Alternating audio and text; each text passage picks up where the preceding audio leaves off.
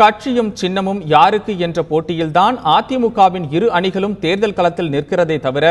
மக்கள் பணியாற்றுவதற்காக அல்ல என்று திமுக செயல் தலைவர் ஸ்டாலின் குற்றம் சாட்டியுள்ளார். ஆர்கே நகர் தொகுதிக்கு உட்பட்ட வினோபா நகரில் திமுக வேட்பாளர் மருது கணேஷை ஆதரித்து பிரச்சாரம் செய்தபொழுது ஸ்டாலின் இதனை தெரிவித்தார்.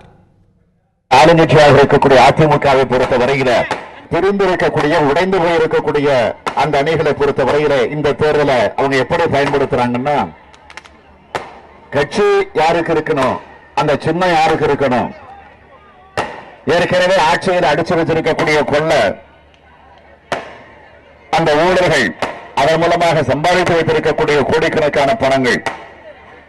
அது யாருக்கு வந்து சேரப்போகிறது என்பதில் போட்டி போட்டுக் கொண்டு